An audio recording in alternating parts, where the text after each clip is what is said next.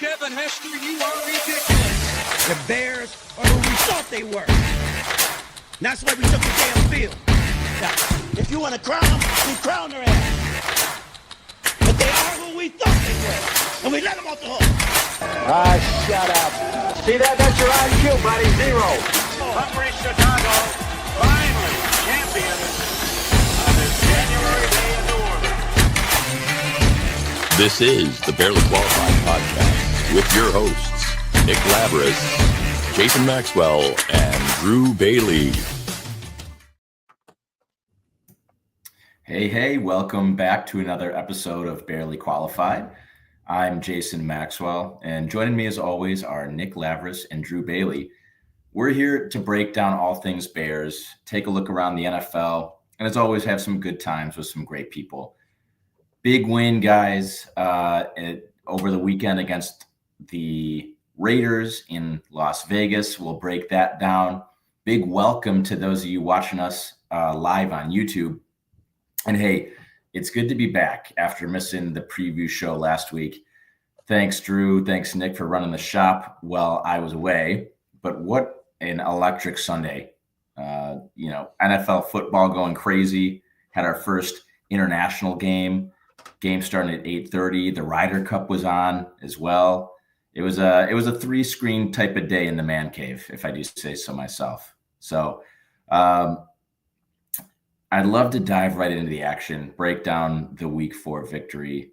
I'll turn the spotlight over to you, Nick. But before I do, I wanted to call out that Barely Qualified is proudly fueled by Fizz of Glen Rock Pop, Lake County's legendary soda revival. Lake County's legendary soda revival. Crafted with pure cane sugar, poured into classic glass bottles, and bursting with nostalgic flavor, Glen Rock is more than a drink. It's a hometown icon. Whether you're sipping on orange, cream soda, or my personal MVP, the all-new lime, Glen Rock is bringing the joy back to every corner of Lake County. Want to catch their pop-up trailer in action? Follow Glen Rock Pop on Facebook for the latest events. Ready to stock up? Head to glenrockpop.com to find retailers near you. From tailgates to game days, Glen Rock Pop is the ultimate sideline sip. Don't just drink, celebrate. So let's talk Bears, boys. Nick, do you mind if I kick it over to you to take us through the second win in a row for the Bears against the Raiders this past Sunday? Yeah, let's do that. Let's talk Bears. Let's have another victory Monday here on the Barely Qualified Podcast. You never know how few of these you get in a season, so let's really enjoy this one, Okay. Right off the bat, we're just going to kind of get out ahead of this. It was not the most aesthetically pleasing game of football I've ever seen in my life. There's a lot to clean up. This is not a finished product team right now, and this butt is doing a lot of work here, but it does say something about your team and the culture you've built when you can win these kind of games, especially on the road, right? This is a game that previous regimes, previous coaching staffs, Matt Eberflus, Matt Nagy, all these fucking idiots who we've had coaching the Bears for the past 10 years. This is a game we lose 10 times out of 10 with those coaches. And honestly, this isn't even a game I would have been mad about them losing when they were the coaches. This is a game the Bears, they were penalties everywhere. Offense looked terrible in the first half. Can't stop the run. All these things. But somehow this team has found something. The Raiders aren't the best team in the NFL, but when you can do this on the road, I think that really says a lot about the culture you're building. And I told you guys, I couldn't be more in on Ben Johnson, especially after the post-game stuff that was going on last week. And then this on top of that. I don't know. Again, the X's and the O's are not good in this game. There's a lot to clean up, but when you win a game like that, it just when you can win your C game or your D game. I think I even said, Drew, in our preview show, the Bears aren't good enough to win with their C game or their D game. Yeah, I was wrong because they did, but it's just so that's how I want to start. It's just this is really sloppy football. and they just found a way to come back and win. So that's awesome, right? You gotta.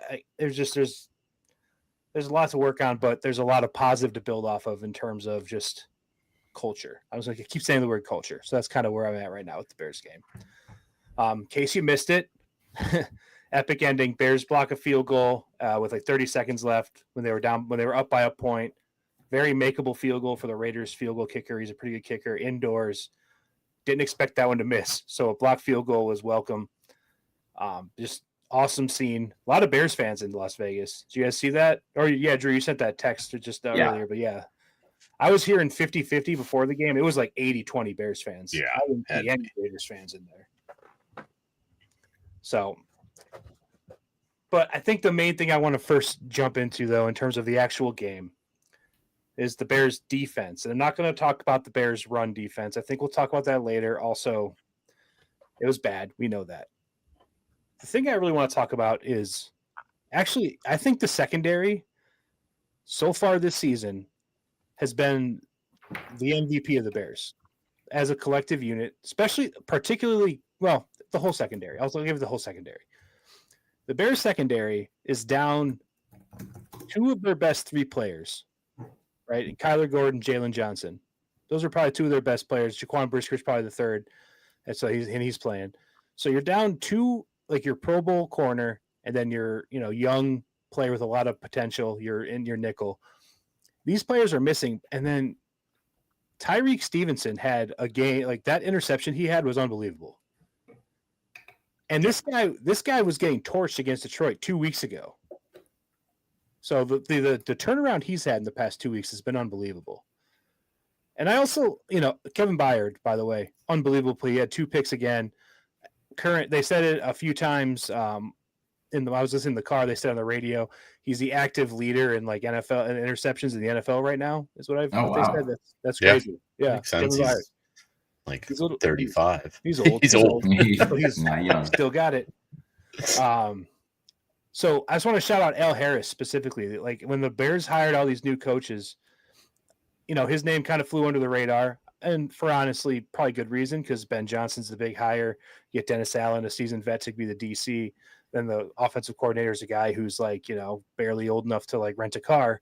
So when you get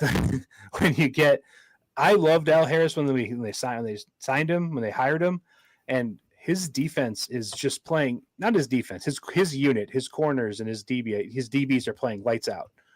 They have 7 interceptions in 4 games. They're on a pace to do almost 30 interceptions if we extrapolate that for the whole season. So shout out Al Harris and shout out the Bears secondary, because even though the Lions game was an absolute train wreck, everything else has been unbelievable from them, and I've been very happy with what I've seen. So I've been doing a lot of talking to start the show. What was defensively, Jay, I'm going to kick it back over to you. Yeah. Like what has been the thing that you've been kind of like surprised you the most on this Bears team? Whether it's positive or negative. I'm thinking probably positives right now, but however you want to take it. Yeah. So what I wrote down kind of in big letters in my notes for the game was, defensive explosive plays, right? The turnovers are the losses, and the Bears, unsurprisingly, it's another 4 turnover game, right? Or 3, I think it's 4. Yeah, it's 4. They had a fumble and 3 picks. Yeah.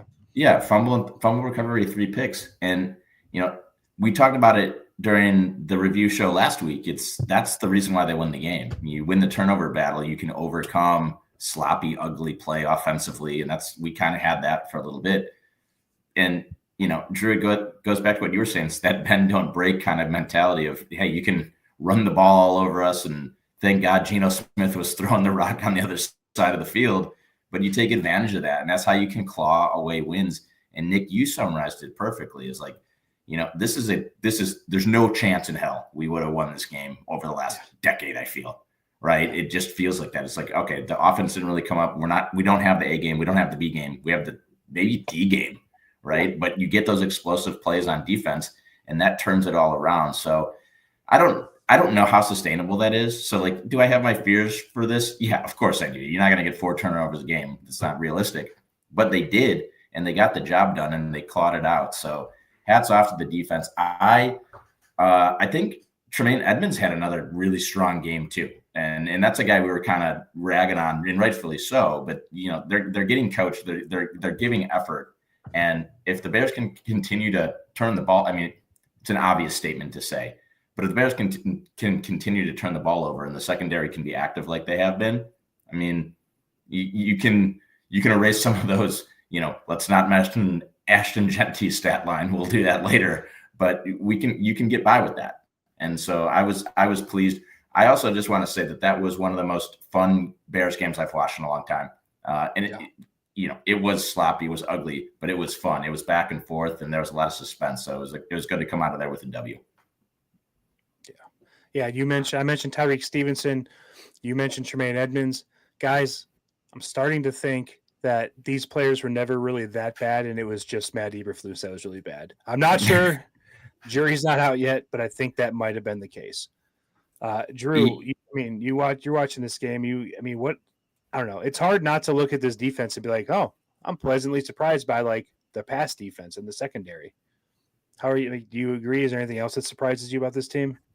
Yeah, from a defensive perspective, it really, again, Jay touched on it, the bend but don't break. And going back to what we were talking about in the preview show is you give Geno Smith a chance to try and beat you. He's not going to. So like that's what you're going to get. So I'm glad that it came down to that sort of action of Geno trying to throw the ball or move because that was the result. But the one thing that came to my mind, and I didn't really share this with you, is it was a absolute game where I'm going to use the term win ugly.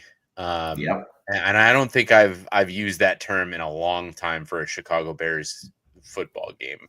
Maybe a couple of Justin Fields games, like that rain game that they had where it was just ugly to watch, period, because it was raining and then they won. But like, you win ugly, but that's also a culture thing too that I think is fine by me, because those are some games that I recognize as like successful teams in the NFL or successful dynasties in the NFL. Like, I think that's a type of game that like the Kansas City Chiefs always win. They always pull out those wins. And if the Bears can turn into that sort of a team, then yes, I welcome it. I want to see more of that. So, but as far as like the X's and O's on the defense, yes, you gotta take away the ball in order to have a successful defense, and you win the turnover battle. It puts your offense in that much more of an advantage. What the offense did with some of those opportunities, we'll get to later. But yeah, I'm very pleasantly surprised. And Dennis Allen dialing up some blitzes that needed to be had, like in very opportune times.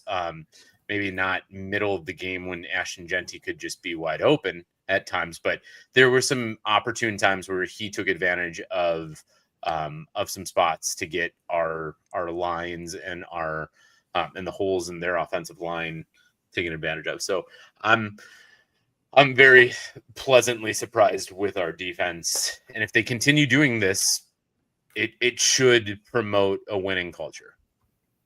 Yeah, absolutely. I agree with you 100%. So going to the other side of the ball, some more positives. I thought the offensive line, although a lot of penalties and definitely had some issues in the first half, they thought they really settled down the second half. Me and Drew talked pretty extensively about Max Crosby in our preview show. He is their guy on defense. He's their one guy, and he showed it. He is one of the best defensive players in the NFL, maybe one of the best players in the NFL. He had a crazy game where he was just in the first half, he was everywhere, it felt like. Yeah. Batting passes, tackles for losses, had an interception, like just doing everything. But the Bears offensive line only gave up one sack.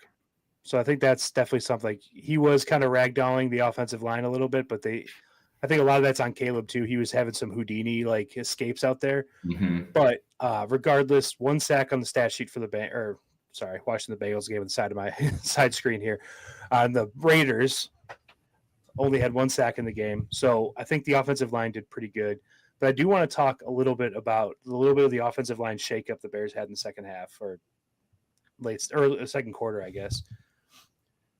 So as we know, we had Theo Benedict starting today because of the injury to the right tackle, whose name is escaping me right now. Brax. No, God. Darnell. Darnell, right. Darnell Wright's injured, so we had Theo Benedict starting for him. Braxton Jones starting at left tackle like he has been for the last couple of years. And I think Ben Johnson just saw enough, and he pulled him. And we saw our guy Ozzy Trapillo. I always say that wrong. Sorry, Drew. Saw him get some action. And I wasn't isolating watching him specifically, but I can tell you that when that change happened, it seemed to have a lot less pressure right off the bat. So I don't know if he had a good game, don't know if he had a bad game, but it seemed like the offensive line as a whole played a lot better once he came in, once Braxton Jones was out of there. So I do think that this is overall a positive. If we can get the young guy, like if this is how we're going to be moving forward with Ozzy in there instead of Braxton Jones, I think this offense, like a young guy coming into his own, playing okay against a premier defensive player in the NFL, if he can build off of that and just kind of get better as the season goes on, I think that's not only good for the Bears this season, because I think he is an upgrade, but also just great moving forward. You get your young player out there, get some experience, and kind of learn the ropes of the NFL, get accustomed to speed and all that stuff. So I love that he's in here, that he came in that game and played okay. Drew, what else the Bears offense that caught your eye in this game?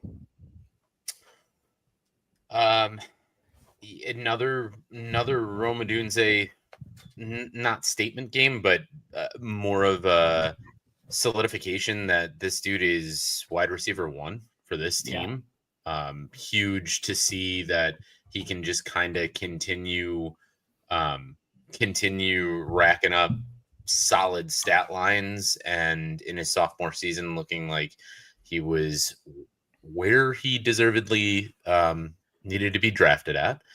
That was a big thing for me. And yeah, like you were talking on with the offensive line, when Ozzy came in, Max Crosby seemed to go a little bit more moot. He wasn't seen as, I don't know if that's just the Ozzy factor or maybe just to help out Ozzy. They were chipping him. They were making sure that he didn't get as much exposure. But at the same time, there was a clear correlation there that he came in, Max wasn't a game wrecker anymore. And there was very few times that Adam Archuleta, he will be mentioned again, mentioned his name in the broadcast. So great to see, get him exposure. And that's amazing. I know I sent you guys that little Twitter clip, but that's amazing for a guy that has not had a snap in a professional game yet. Not a whole lot in the preseason, and is behind the scenes. So hands up and hat off to Ozzy for this, and I hope he continues to rack this up. So those are my two big ones. Yeah, absolutely. I mean Rome going into the season, I was like almost like forcing myself to be bullish on Rome, because last year it didn't really seem like him and Caleb ever really, I mean, they had a little connection, but it seemed like they were all not on the same page a lot. So it was very wishful thinking when I said that I was big on Rome this year, and I'm glad to be proven my optimism was kind of rewarded in this case, because I had really nothing to base it off of other than just sheer optimism. So I agree with you though. He's been great. Jay, what else on the offense positive wise did jumped out at you? Well, not much, to be honest with you, right? I mean, but the Rome needs to be highlighted, right? Four games, 4 touchdowns, touchdown a game. Hell yeah.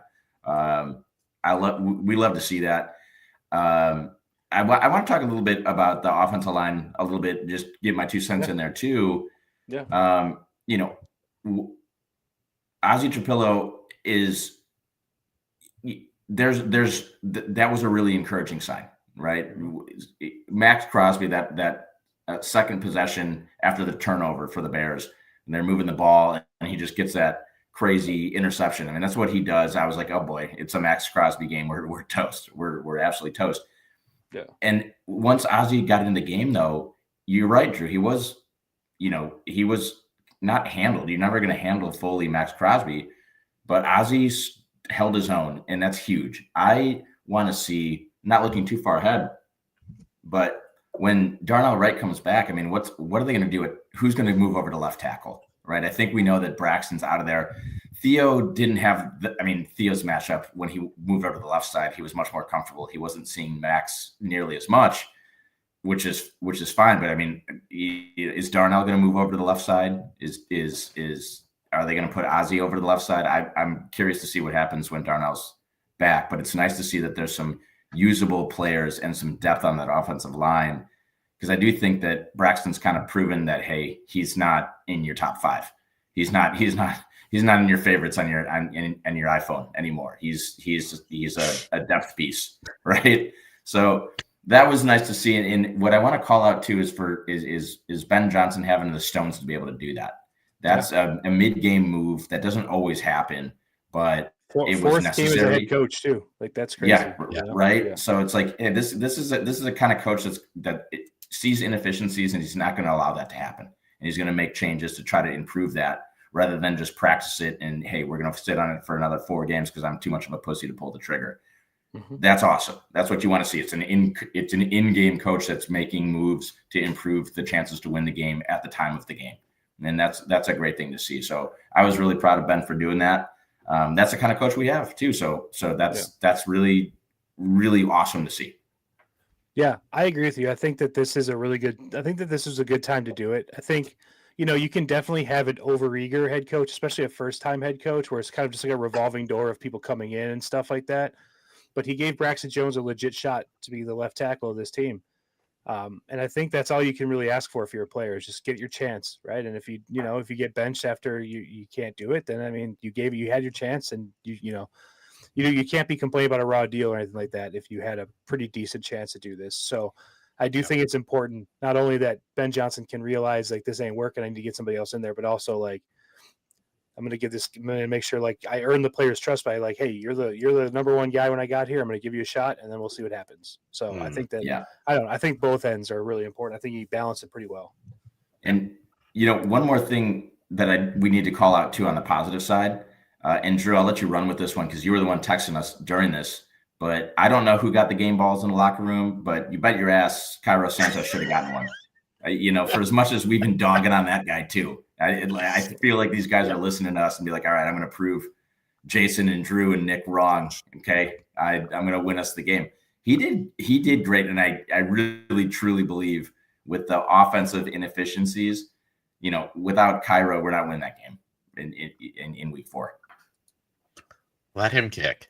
Just let him kick, I guess. I mean, as long as it's 52 yards or less. I mean, here's the thing. It's a good thing. And granted, this isn't going to even come close because the dude would probably be 40 by the time the stadium becomes a realization. But good thing they might be going indoors to a stadium like Allegiant because he might be able to kick in a realistic or that sort of turf. The last thing I wanted to say, I'm skipping. I'm getting off of Cairo as soon as possible. I don't care. You got a shout out. Let's move on. Real quick shout out. Let me see if you can kick it home. That's the big thing. But there was a big thing that kind of went around in the post-game interview, the halftime interview, and it was like they were talking about not our brand of football. Ben Johnson said it, Caleb said it, and how the first half was not the Bears brand of football. Now, granted, we haven't really seen what that completely is just yet. We see a lot of different throw arounds of those. Offense is great sometimes, defense is great sometimes. We just haven't seen a full product put together exactly to what we want to see, but it really did feel like the second half was a lot what we want to see all the time. And they finally kind of put it together for 2 quarters of a second half. It wasn't just the beginning. It wasn't just the end. It was all the middle parts of that. Like it was all the middle. We were controlling drives. Granted, they were 2, but at the same time, it felt very in control on the offense. And I will say, guys, I felt very confident when we got the ball back to score a touchdown, down points, that it was going to happen because we were in that mindset of, yeah, Caleb's kind of in control right now, which is great. Even though he had a semi-inaccurate game, he was in control and finding gaps not only in the secondary for throws, but moving his legs and making the right decisions to run when he had to run. So that was really encouraging to see that, like, again, when he needs to go get it and when he needs a drive, we can rely on Caleb and he won't be inaccurate and punt the ball right away. So, yeah. Yeah, I think that's a really good point. I think the not our brand of football thing, that's that's clearly like they talk about that a lot in practice and pregame and all that stuff. I think there's something to that too, because I mean, even I was watching the post game like celebration in the locker room and they all gave out the game balls, and Kevin Byard got in front of the team and he was talking about how they talk all the time about changing the culture and this is a culture changing win and stuff like that.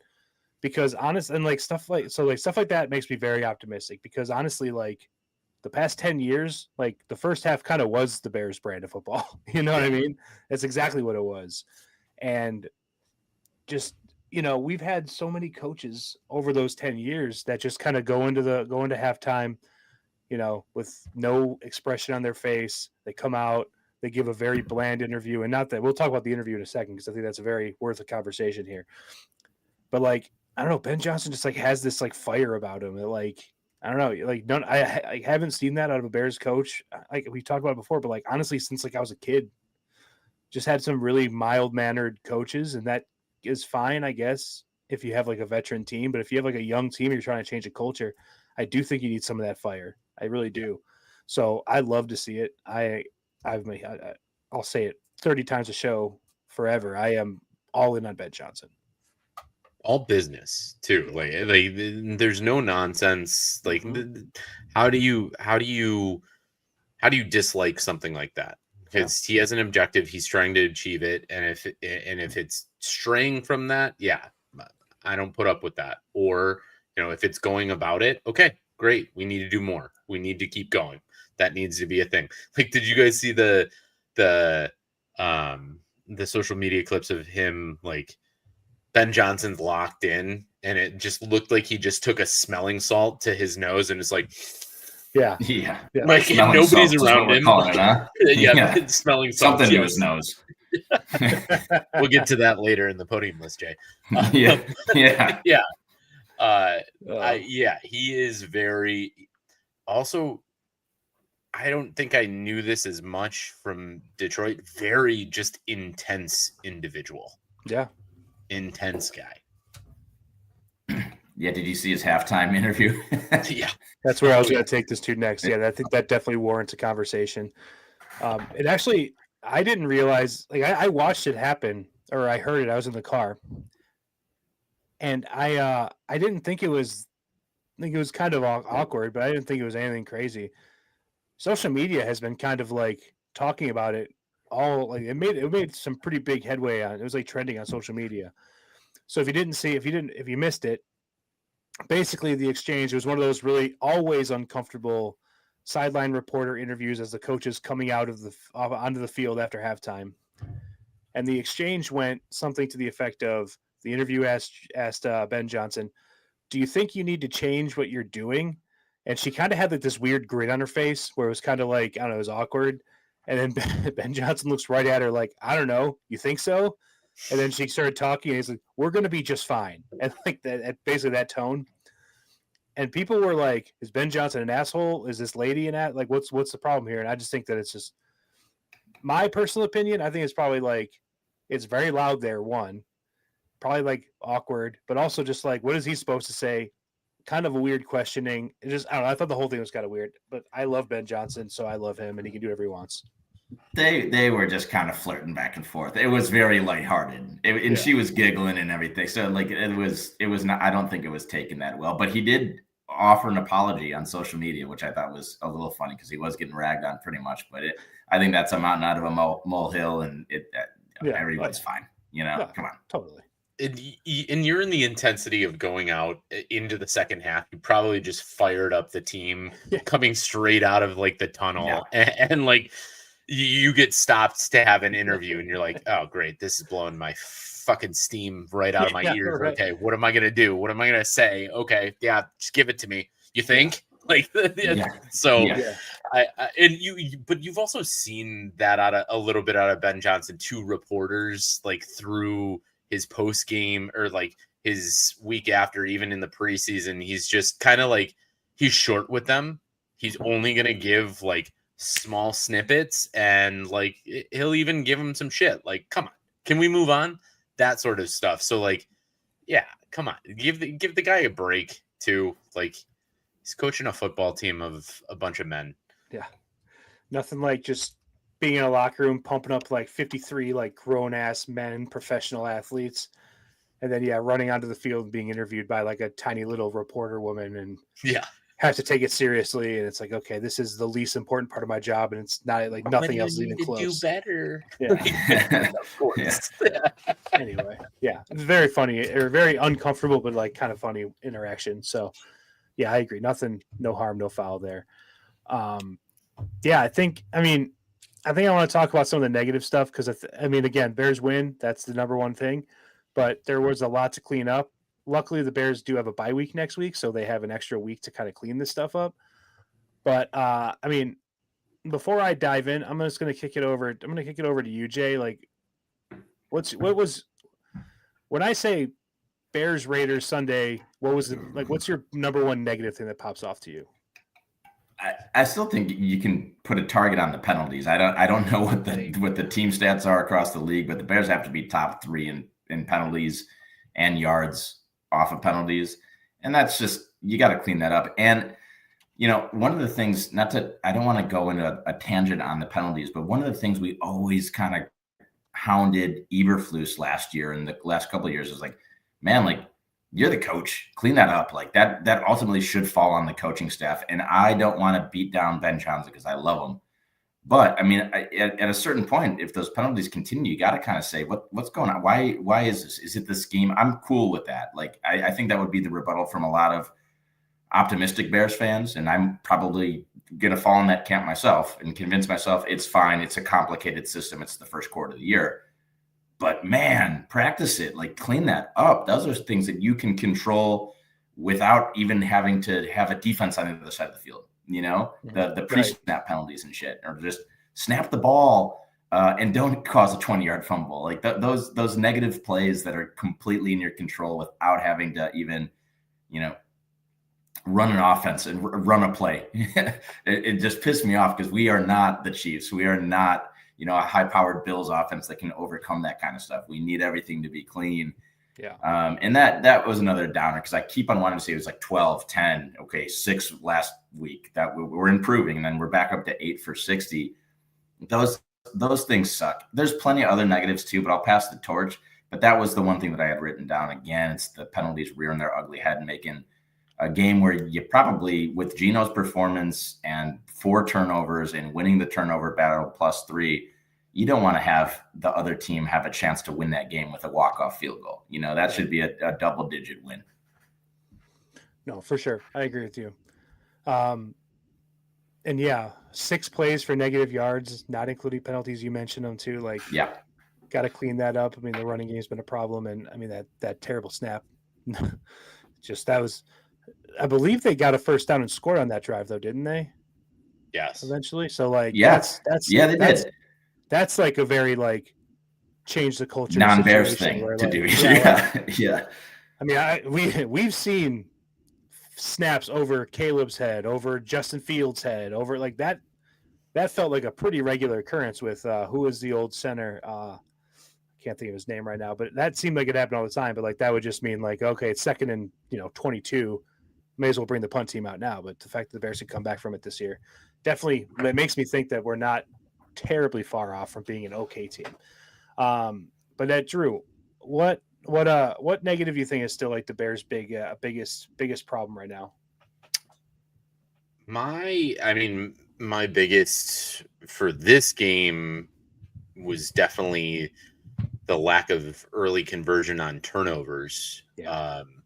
Getting the ball in plus territory, it was either 2 or 3 times in the first half, Mhm. coming out with field goals or turning the ball over right back to them was a major problem. You win the turnover battle by 3, and like Jay was just saying, like that needs to be a well-handed or blowout win.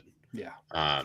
And that got scary to where you feel that comfortable on your defensive side of everything that's going on, and your offense can't convert. Then it's like, okay, when is the right hand going to talk to the left? Sort of action. So that was the scariest part of this game for me. I think it's something that we're not going to get very often in 4 turnovers in a game or winning the turnover battle by that much. So something you definitely need to clean up and make sure that when you've got the ball in plus territory, you're coming away with points, and more than just points, touchdowns. For sure. Yeah, when you guys say, when you guys win the turnover battle 4-1, you shouldn't need a blocked field goal at the end of the game to win the game. Yep. That should not be the case. Yeah, I mean, honestly, for me, I'm gonna go to something I've been kind of harping on for. Well, I guess we all have been harping on for a while. I think it's just the lack of pass rush. Drew, we talked about it earlier on Thursday. The Raiders have a very bad offensive line. Yeah. It's not a very good offensive line. 0 sacks for the Bears in this game. And honestly, nothing really. I don't really remember like Geno like running around a ton. It seemed like he pretty much had all day to throw all the time. Got to get some kind of pass rush. I mean, we started the show by really kind of pumping up the defensive backs, giving them a lot of credit because they are playing out of their minds, and I think they deserve it. But that's not sustainable. And when you can't get any pass rush to help those guys out, like you're just kind of putting them on an island. They're thriving right now, but I think obviously like you can't expect this to go on. The Raiders don't really have any the receivers like Jacoby Myers is fine, but like nothing really to write home about. So when you start playing against, we saw what happened against the Lions, who have an elite receiving core, elite receivers. You got Bears going to play better receivers, so we need to get a pass rush. This Montez Sweat, Deo Odiengbo thing, it's not working. Like we just can't get any pressure one bit. Like it's crazy. It seems like they actually got worse from last year. Like it's like there's just no pressure ever. So that's my big thing is like got to get pressure. It's so bad, and it's maddening. Like Bears won this game, so it's great. But like, when for a fact that like, okay, Geno's going to be able to stand back there and throw all day on 3rd and 7 or whatever, and then they're gonna, he's going to be able to find somebody open. It's just so frustrating that you're not going to get that. You're not going to get to him. So I hate it, and I want to see a pass rush.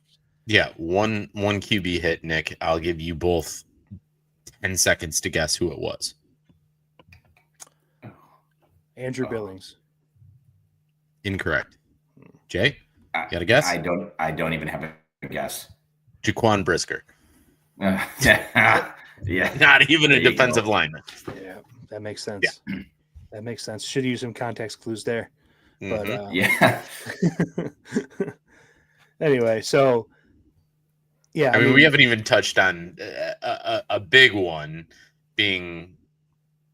I'll let you go though first, Nick. No, go ahead. I think that's where you're going. I mean, we also have gotten run all over. Oh yeah, right. Yes, the past number of games. Yeah.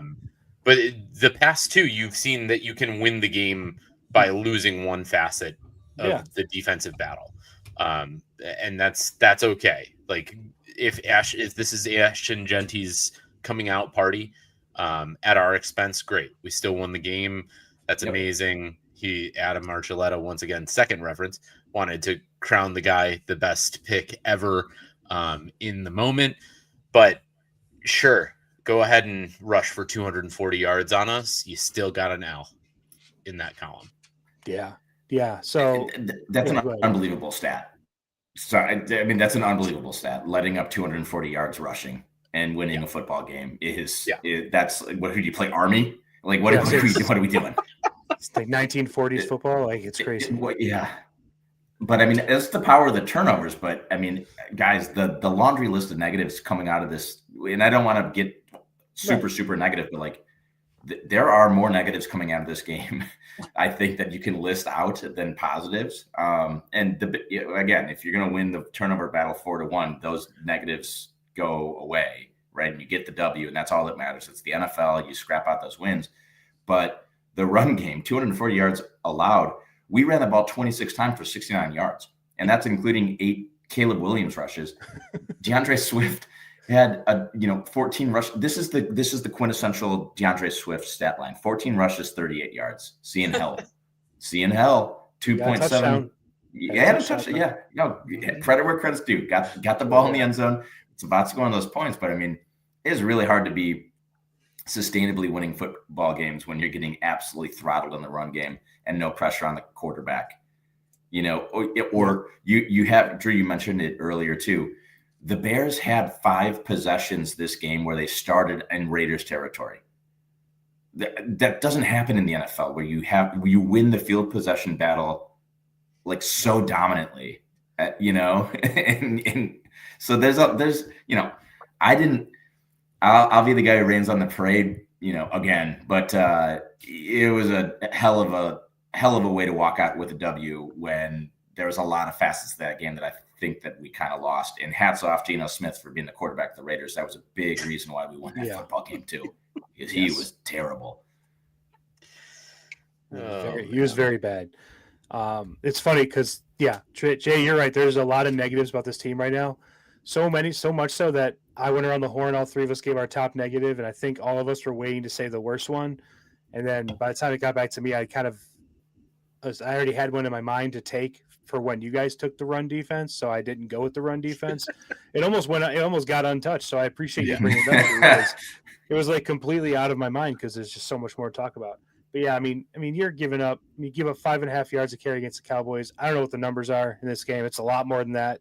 Just getting run on that's almost like 8 yards a carry, something like that. I don't know how many rushes they actually had, but yeah, the run defense is the problem. You can't expect your defense to get 4 turnovers in a game. So these needs to be fixed. You got 2 weeks to figure stuff out. I hope they get to work and figure some of this stuff out, because this defense, when you're playing the Raiders in this game, and that's all, you can win the Raiders game, but you start playing against, NFC North teams, start playing against some of the better teams on the Bears schedule, you're going to get boat raced in a game like this. So even if you do win the turnover battle, you're going to get so you need to fix that. You started the show off singing the praises of the defense with some the secondary. The secondary. Okay. Yeah. I mean, they come up and make tackles, but I mean, the secondary played out of their mind. That interception Tyreek Stevenson had was one of the coolest looking interceptions I've ever seen. Full extension dive, made up like 2 yards on the receiver, mid dive. I've never seen anything like it. It was unbelievable. It was so cool looking. Like, it was probably, I've seen better plays, but it just looked very cool. So that's what's on my mind. Still won't be convinced that he didn't concuss himself on that, because he hit his head very hard on the ground and had to get walked off the field. He did run backwards immediately when he got up, so it's very possible that he did. So, all right, turnovers bad, run defense bad, no pass rush. Bears run game, not good. Bears offense in general, first half bad, penalties bad, all these things very bad. But I think the worst thing about the game, and I'm going to kick it over to Drew to talk about this, is the sound we had to endure from the broadcast. So, Drew, why don't you give us some thoughts on Bears legend, by the way, played here for like one season when the Bears were awful, Adam Archuleta. I gotta pull up my notes here because I took some notes down. More notes on Archuleta on my phone whilst I was listening to it, and I just couldn't. Got voice memos on the phone. Drew pulls out like his reading glasses. He's like, "Hold on a second. I don't have any cheaters." Yeah. Hang on. I don't have any actual full-on quotes, and that's where I'm most upset at myself, because I didn't pause the TV and then rewind and be like, that guy actually said this. But I know a lot of the just the highlights. So obviously, we already touched on that halftime interview. That had nothing to do with Adam Archuleta or Spiro. So Spiro Dietz also was. So he was the play-by-play guy. Adam Archuleta, the color commentary. Number one overall. If you guys didn't see this, they spent probably 10 minutes talking about hot dogs and eating a hot dog during the broadcast. Yeah. And talking about the nitrates that were in hot dogs. What? Yeah, get out of here. I will never unless we're talking about Joey Chestnut, and I think they even referenced Joey Chestnut. Two, a major big thing that we already touched on, they didn't acknowledge a major change on the offensive line when Ozzie came in. Because I think, Nick, you even texted us being like, hey, did Braxton get hurt? I haven't seen anything. I didn't hear anything. Ozzie's in, right? How do you not mention that? Or how do you not have a graphic ready for that? None of them really talked about it until, they saw Max Crosby not getting to the quarterback, and they're like, maybe we should probably touch on somebody. And then they finally touched on Ozzie, and that was late in the third. There were a ton of wrong call outs on penalties, people who were doing things, wrong catches, wrong players being called out on runs. I think they called Kyle Monungai had 4 rushes this game, and they called DeAndre Swift for each one of his rushes, which is unbelievable in my mind.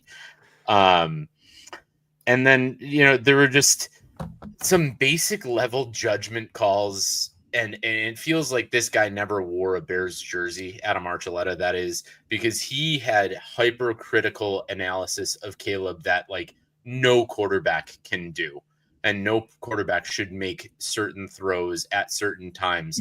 And this is also a man who played safety. So you're judging a quarterback for not making a certain throw and getting positive yardage.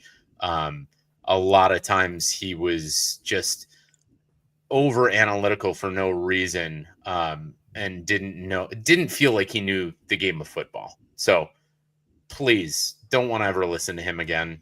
And if you guys have any extra add-ons there, I'm sorry, that was my Adam Archuleta corner, but just bad.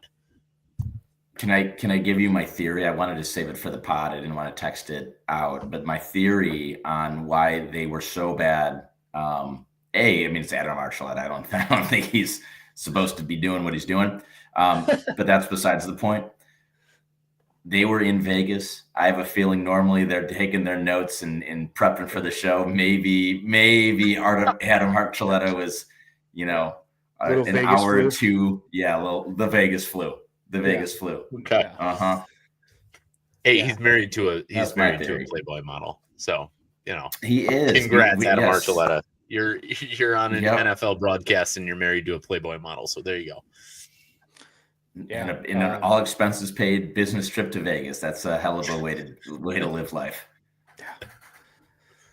I wasn't able to listen to the TV broadcast most of the time because I was watching kind of a weird place. So we had it on mute, but so I got nothing really to add except for that Adam Archuleta may have been an okay player when he was younger, but he was fucking trash when he played for the Bears. And I don't think people need to remember that. He was a fucking I was excited. I remember being excited because I think he was on the Rams team that won the Super Bowl. Yes.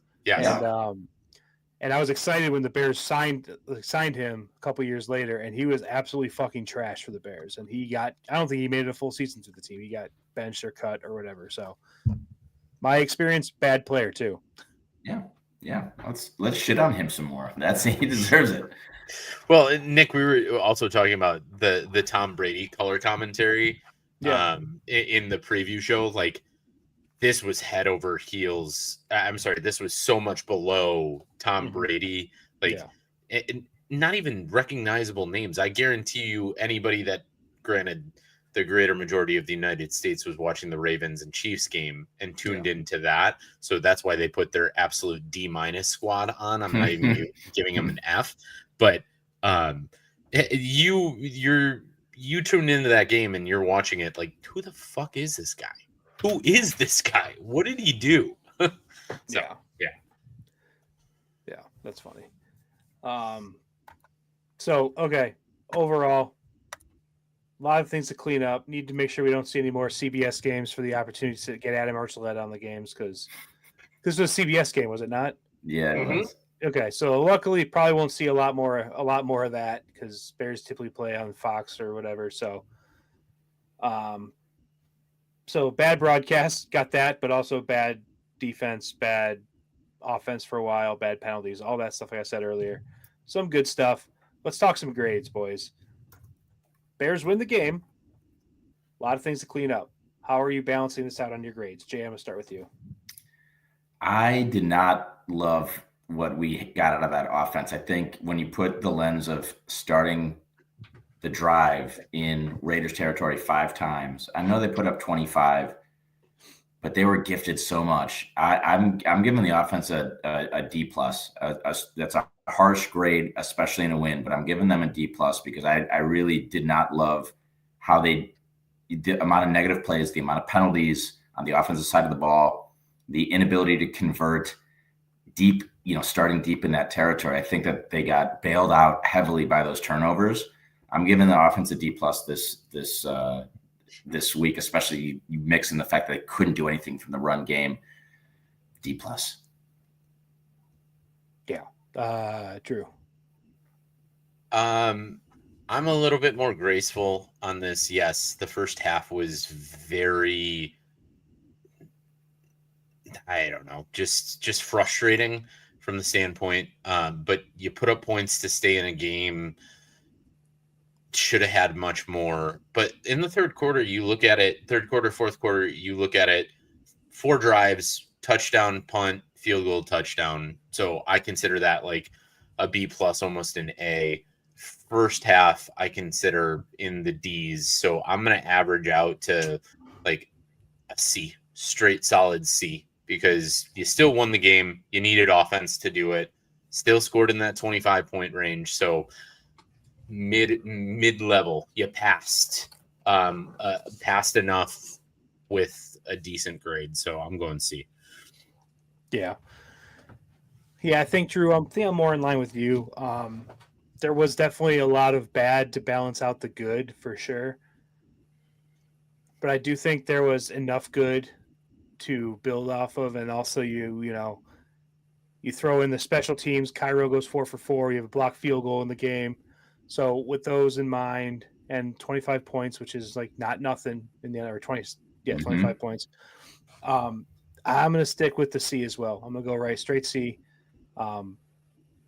Some things are better than C. Some things are worse than C. We're going right in the middle, though, with the C. I think that's probably fair. So, all right. Well, that's Bears grades. Drew, why don't we kick it over to you? Let's go around the league a little bit. Yeah. Lot of things happening. A lot of things happening in the NFL. Great to watch a game last night. Again, we're kind of continuing the trend of Bears win, Packers do not do so great. Granted, that was an amazing game. If you guys were all watching it, going to a 40-40 tie in overtime, you love to see Green Bay not do great, Flus not do great. Dude's gonna. Jay, what's your over under on this man getting fired midseason? What did I say? Like eight and a half? Eight and a half. I think that's solid. Scapegoat for sure. Yeah. Lions cruised over the Browns. Not really an entertaining game, other than started off looking like the Browns could do something. Didn't happen. First European game of the year in Dublin. The Steelers beat the Vikings, and it showed that looks like the Vikings, when they get to an experienced quarterback team, that they might have a little bit of trouble. More things to go on, but guys, anything that you saw in the North that kind of stood out to you guys, or anything that you're looking out for? I know we don't get another North team for quite a bit here, but does this look like a division that we can still potentially compete in, Nick?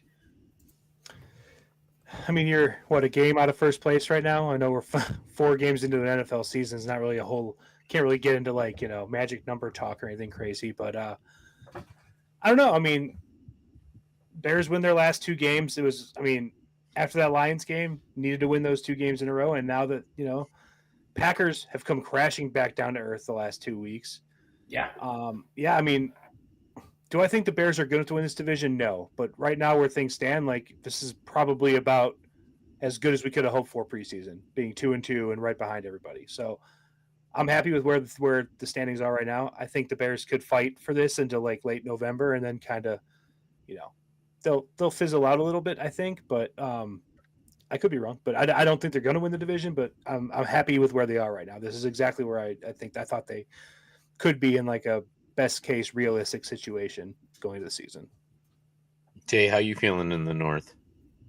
I like the Lions a lot. And they had a cakewalk against the Browns where I don't even think they were playing their best football and they won by 24, right?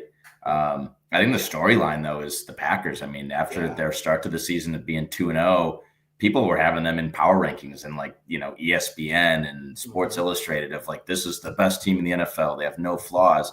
They lay an egg at Cleveland and then they pooped their pants in Dallas, right? That was a Dallas team and they put up 40 on them, but they let up 40 points too. That's not supposed to happen against the Packers defense, this elite Packers defense. So, I mean, I like seeing that because I like this Packers team too, but we said it even before the season. It's like the wild card here. Is Jordan Love good? Obviously they put up 40 points. He wasn't terrible, but it's nice to see them, like you said, Nick, crash down to earth, at least for a little bit of a stretch. And, it's the NFL, anything can happen, right. But I still think the Lions are the leaders in the clubhouse and the cream of the crop of this division. I don't think the Bears have a good chance of winning this division because of, I'm not scared of I don't think anyone's really scared of the Vikings at this point. Right. But, I'm scared of the Lions. I'm excited to play the Packers. I think the matchup when the Bears play the Packers is going to be a scary one for sure, as it always is. But it's nice to see that they're not impenetrable. The Packers are just a football team. Right. And so that's nice to see. Yeah, and you mentioned Jordan Love. Like, is Jordan Love good? Yeah, he put up pretty good numbers, but I mean, that second to last play of overtime looked like Matt Eberflus was coaching the Packers. Like, that's what I was thinking as the clock was ticking down and the players are like kind of walking back to the line of scrimmage. Like, what is going on? The clock is running. There's no urgency right now. Like, what are we doing? And then, like, if that ball gets like tipped like up in the air, or if anything other than what happens, the clock's over and the Packers lose this game. Right. It's an absolute buffoonery play by the Packers. Like, there's no reason to do that. It wasn't even like a wide open guy that could have been picked off. Like, there was a lot of things that could have went wrong on that play. Like, I feel like in that situation, you look to your first read. If it's not there, you throw it at his feet, you kick the field goal. You don't look, scan, go to the middle of the field. I mean, that's just crazy. And like I said at the beginning of this little rant that I'm doing right now, like, the players are like walking back to the line of scrimmage, like, hey, the clock's running here. Like, they could have, like, I think the previous play was over like 17 seconds and they didn't snap it till there was like 6 seconds left. Like, a lot of time around the clock, and nobody was like super downfield. They were all within like 10 yards of the line of scrimmage. That should not have taken that long.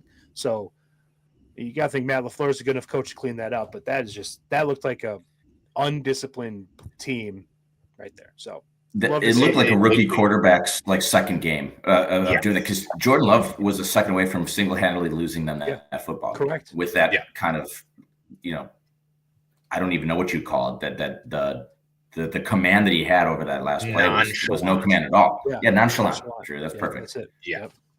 Yeah. Like, talk about a game that you definitely should have lost, but you tied it. Felt like a loss, no matter what, and no doubt. But on the other side, for the Cowboys, felt like a win, even though they should have won it a couple of different times. But hey, it was a great game. The one thing I want to touch on, if you guys didn't hear this, they are calling that Dak's his legacy game. And talk about it, somebody was saying it, maybe it was Stephen A. or someone said it, like, this is a legacy game for Dak. Imagine having your legacy game be a week 4 tie. And it's like, okay. All right. Great. Yeah. Didn't win a It Super does Bowl, perfectly didn't do sum up anything. his career, though. You know, it's It like kind of this does, is though. It regular kind of season is. back, Yeah. You know. Jay, I'm gonna let you ride through the rest of the league. What else? What else stood out to you this week? Yeah, I mean, you touched on it too, Drew. I love the European games. Whatever the NFL's doing and just grabbing more money. Normally, I hate that kind of stuff, but I'm sold. Just give me the crack and let me smoke it. So give me those 8:30 kickoffs. Just 12, 14 hours of nonstop football. I had a day on Sunday too. I had my brother-in-law and his family over on Friday and Saturday. And then when they were out, the kids were all running around. I just watched football the entire day in the Ryder Cup. So it was an immaculate sports day from that perspective.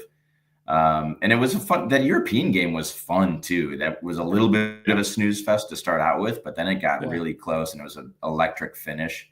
And he's kind of rooting against both teams though. On one end, Aaron Rodgers, on the other end, the Vikings, but I'll take the Vikings with the loss there. Some other stuff around the league too, right? We're live streaming this during Monday night. That just wrapped up, but what a couple of dud matchups for Monday night. I mean, we're talking 2 0-3 teams. Someone inevitably had to win, and Miami pulled it out, but that game sucked. Holy smokes! And we'll talk about some injuries that come along with that in a bit too. And then Denver and Cincinnati. I mean, this Browning guy might be, your backup for a reason, but he's awful. And I needed 4 points from Jamar Chase tonight to win a league. In my work league, didn't get it. That's the second sub 4-point game for Jamar Chase this year. So big bummer. And I'll kick it over to you guys here because I want your thoughts on this. But I wanted to call out one other thing. After this week, there's only 2 undefeated teams. There's only 2 4-0 teams in the NFL, which is crazy. It's the Eagles and the Bills, and that's probably not terribly surprising. Those teams are awesome. But like the NFL is we've mentioned this in last year, but like the NFL wants there to be parity. They want the Browns to beat the Packers. They want all this stuff. What are your thoughts on this? Is this really like anyone's league? Is there, is it or are we going to ever have like a juggernaut team? Or are we ever going to get past week 10 when there's an undefeated team? Or is this just the NFL now? Anyone can lose to anyone in any week. And Nick, maybe, I don't know if you have thoughts on that. I know that's a weird tee up question. No, you're right. No, it's interesting too, because like, I felt like when we were growing up, like, and I don't have the numbers right in front of me, obviously, but I felt like the Colts were always like 11, 12-0, like every year with Peyton Manning, right? Like the Patriots were always undefeated for a while. Like there was always a team that went like 10-0 or close to 10-0. And it felt like the past few years that hasn't been the case. So it is interesting. It is kind of weird to see like this parity kind of emerge in the NFL. And a lot of that probably has to do with like those old elite quarterbacks retiring. We're kind of in this weird in between, right? Where like Drew Brees, Peyton Manning, Tom Brady, like Phillip Rivers, like all these like great Eli Manning, like all these great quarterbacks that were there for like 15 years are gone now. And it's like, so there's not like no one's. I guess Patrick Mahomes is here, but they're having a shitty year this year. I don't know. So I think I can see us getting to a point where that happens again. But I just think right now, because like where the league is, it's like such a young league right now. Like all the stars are so young, relative to like 10 years ago. I think that I think that has something to do with it. So I think we'll get back there. But it is weird that we're kind of on this run of like, nobody gets to like 6-0. It's very weird. Yeah. Well, Drew, I want to throw this next one over to you because you guys were talking about this quite a bit on the last show, and rightfully so. There's a lot of energy. New York, we were even talking about like the Chargers look like the best team in the NFL, and they just went out to New York and lost. But the Darty party has arrived. I know you got him in the Dynasty League, and it's a good vibe with Scattaboo and Dart. Did you catch any of that game that make you smile a little bit seeing Dart get his first win? I did. And I had a surprising little touchdown ditty with him and another quarterback that scored tonight that paid off, which was very great. That dude's bringing the vibes. We caught an unfortunate middle of the game, and that was my high player. So maybe I shouldn't try to pick a player anymore for overs of the week. For fantasy squad, double up on that because I might have cursed Malik Neighbors into an ACL tear. But at the same time, I think Jackson Dart, he not only does he bring the vibes, he brings the feel. Like you saw him headbutting Dable at the end of the game to where like, yeah, that's the kind of bro vibes that you want in the NFL. Now let's see what happens when he has his first away game from New York and he has to go travel West Coast against a serious team. And we got him in Chicago in just about 4 weeks. So yeah, we'll see. We'll see if that's long lived or if it's just a quick flash in the pan, but good feels for 1 week at least. About that game, I just have one thing is that I like Jackson Dart. I think he definitely was a shot of the arm the Giants needed. The Russ experiment was a failed experiment. It was just miserable to watch. I don't think his running style is suitable for the NFL, and he is going to break some ribs if he keeps doing it. So I think he needs to really, really just learn that playbook, sit back in the pocket and throw the ball, slide a lot. Also, on Pardon My Take today, PFT called him and Cam Scadaboo Timon and Pumbaa, and it made me laugh out loud. So I just want to share that with everybody. That's so good. Oh, that's so good. Yeah, I mean, I'm pretty bummed with Malik Neighbors going out for the year with that torn ACL too. I really wanted to see how Dart and Neighbors would kind of connect throughout the year. Obviously, I've got Neighbors in a couple of dynasty leagues, so that really, really fucking sucks. But, biases and fantasy teams aside, I think that would have been a really fun connection to see kind of thrive, and it could have been fun for the league for this year. But we'll see. That's a kind of a tall order for Dart now because I don't know who he's going to throw the ball to. You got Robinson and some other random guys, but we'll see how that develops. I'm rooting for Dart. It's a fun vibe. If nothing else, it's a fun vibe. Agreed. But when we're talking about injuries too, some big injury. I mean, the biggest one was Malik Neighbors, I would say, but the Dolphins game, thankfully I missed it. But I think Tyreek Hill's leg literally just broke in like 4 different spots in the game. So I didn't even look at the clip. I know I was getting texted it from a couple of folks, and I didn't dare press on any of those clips because I didn't want to see another one of those catastrophic injuries. But, I think we've been seeing kind of some of the themes of some big name quarterbacks going down 1 week, big name running backs going down another week. And now it seems like the wide receivers are getting hit with those big name injuries, out for year type of injuries. And the other one I wanted to call out too was Lamar Jackson having a hamstring injury too, because unfortunately I bet the Ravens -2.5 because I did the one thing that I never do. And I even talked about it. I was like, well, if the Chiefs are ever playing at home and they're getting points, you got to bet them. I was like, nah, that's too obvious. And that was an immediate backfire. But like, guys, the Ravens are 1-3. I think we all chose them to at least get to the conference finals, if not win the damn Super Bowl.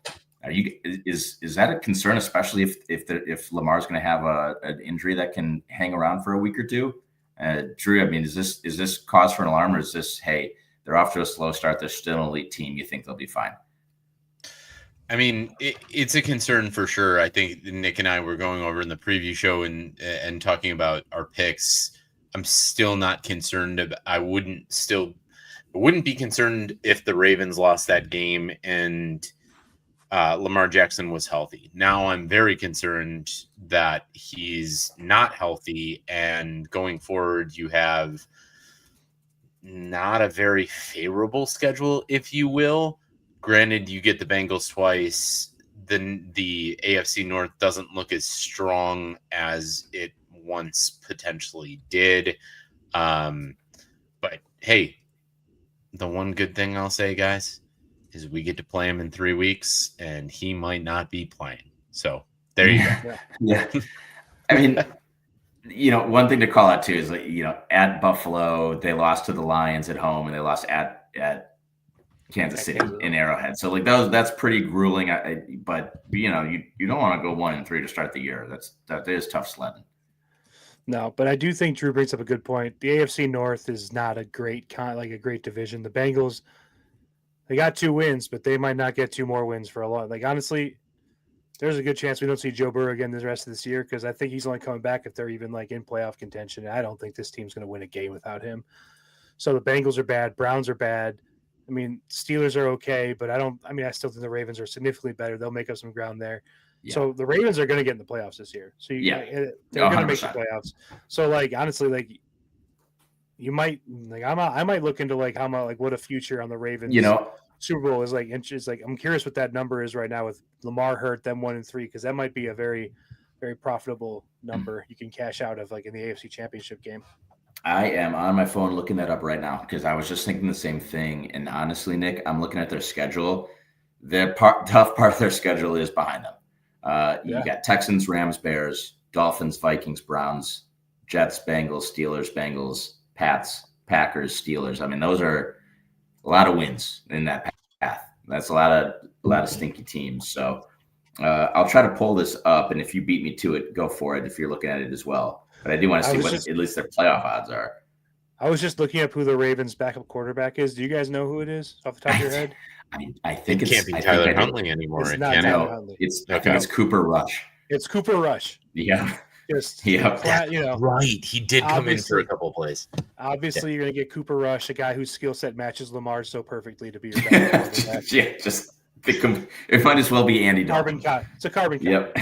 Well, the other concerning thing for them is it just looks like maybe it's because Lamar's passing game has just been off, but Derrick Henry also looks like he's come back down to earth from his first 2 weeks. So if that can't be, flash in the pan, those two booming, then the Ravens are 500 team, but we'll see. Like you guys were saying while I took a step out, the AFC North is not as good as it used to be. Yeah, I think honestly at this point, I think there's a good chance 9-8 wins you the AFC North. So if you can stay around 500, you're going to win the division and get in the playoffs. And if you get in the playoffs with the amount of talent they have, like that is like, you can be the 7th seed. I think the Ravens could still get to the AFC Championship game, Super Bowl, if they get to the playoffs. So I'm not super worried about them. If the Chiefs would have lost this game, though, then that's a problem because the Chiefs being 1-3 with the Chargers and the Broncos both in the division, that would have been a problem. So this was a huge win for the Chiefs. And I think, although, Jay, you said it, you don't ever want to be 1-3. That's not a great start for a team with Super Bowl aspirations. But I think they have a much clearer path to the playoffs through the division championship than the Chiefs would have. Yeah, I totally agree. I looked at the odds. The Ravens are still only at 11-1 to win Super Bowl, right? So it's not like they're getting thrashed in Vegas. They don't even have a bet to accept if they're going to make the playoffs or not, and that's probably because they're just expected to, especially with 7 teams getting in. So they'll be fine. They'll be fine. But it is odd to see a 1-3 start. Yeah. Nick, Drew, anything else that you guys wanted to touch on around the league? I got one thing. Yeah. You had it at the end of their there was an all-time, if you guys didn't see it, all-time Sports Center top 10 and not top 10 moment all in one play by the same guy of Adonai Mitchell. He made one of the sickest catches I've ever seen against a defender, and then ran into the end zone and fumbled the ball out of the back of the end zone to cost Indianapolis a win. The really quick thing other than that I want to touch on to you guys is Indianapolis probably wins that game if he actually scores that touchdown. So 100% do. Yeah. Does that give you any more reassurance that Indianapolis might be real this year, or is it just kind of like, okay, maybe they will just be that clown car of a team that bad things end up happening to and doesn't pay off? Drew, when we were doing our preview of the week, I told you when we were doing our pick'em or our 3-man weave, I told you like this is kind of my Colts gateway game. If the Colts can win this game, I'm like a big Colts believer.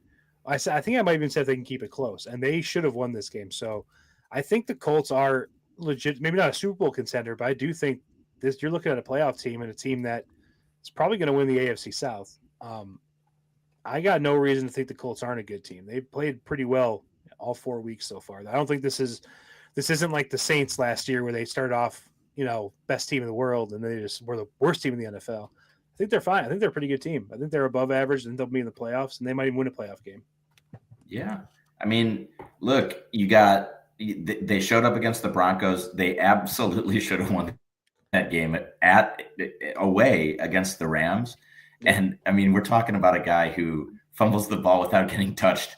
That's all time just unfortunate, just boneheaded, but also unfortunate. They played well in that game. They should have had, the score should have been flipped. It should have been 27-20, honestly. So yeah, I mean, I was gonna say, I don't know if you guys saw that Jonathan Taylor run that got called back. It was actually that same receiver that was holding that it got called back on.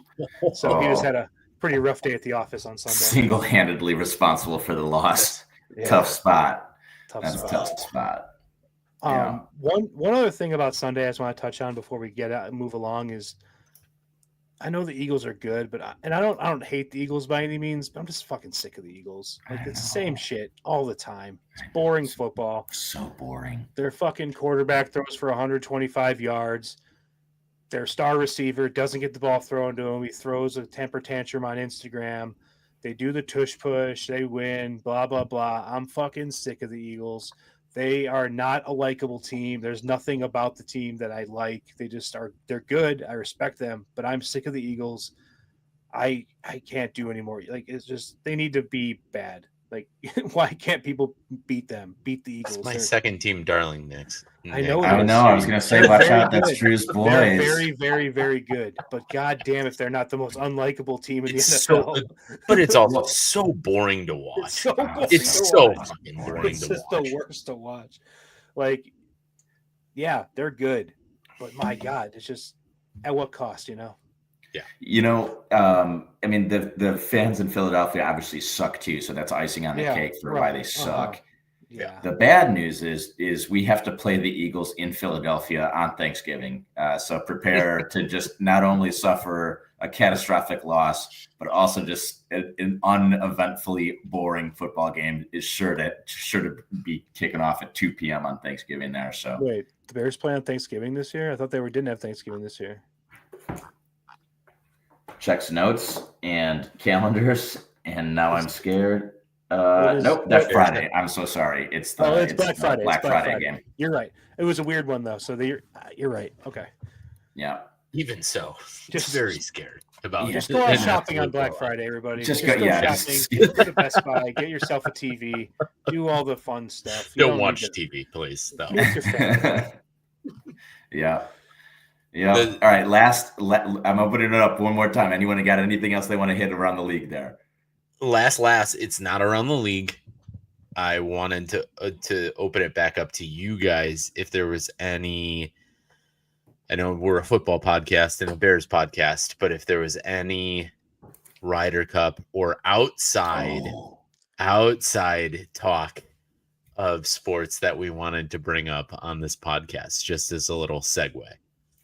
Well, I'll hit us up with some Ryder Cup analysis there. I loved it. I don't know how or why, and I was rightfully deemed Benedict Arnold when I admitted to the group chat that I absolutely jumped on Team Europe before the match at plus 170. I got odds boosted to like plus 200, 2-1 for that team. That team is unbelievably talented, and they just play team golf so well that I was like, well, this is an error.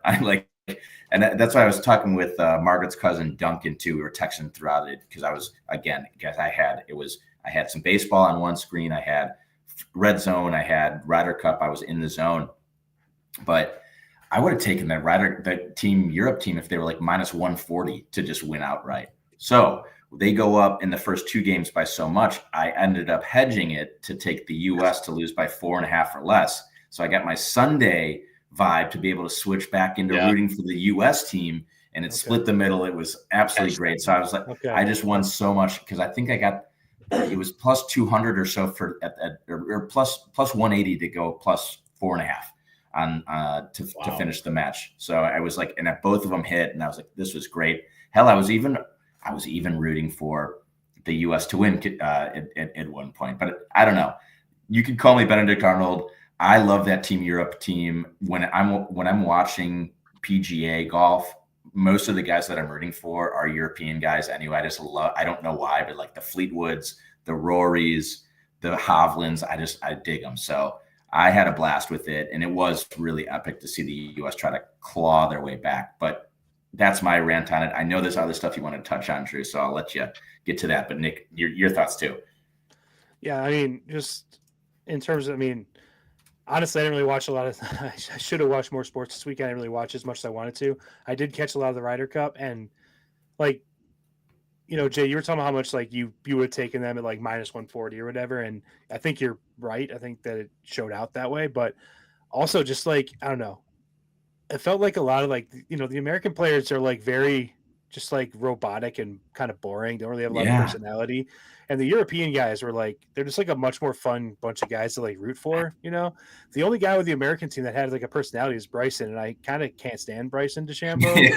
So I'm like, with you there. it's like, like I don't know, JT, I guess a little bit has like some personality, but like especially in the Ryder Cup, but like I don't know, for the most part. And JJ Spawn, actually, I like him. He seemed pretty cool, but like a lot of the guys were just like, you look at Scotty. You look at Scotty. Scotty is a 35-year-old accountant. Like that's all he ever. He's just very good at golf. Like, that's what he is. He's so true. That's like what he is. So like, I root for him and I like him, but like, yeah, man, like that European team is just so much more interesting to root for, and they just seem like I don't know. There definitely feels like there's more of a bond there, right, than there is with the American team, like by a mile. Like it's not even close. Like those American guys are coworkers, and the European guys are like friends from middle school. You know what I mean? Like that's what like. Yeah, well said.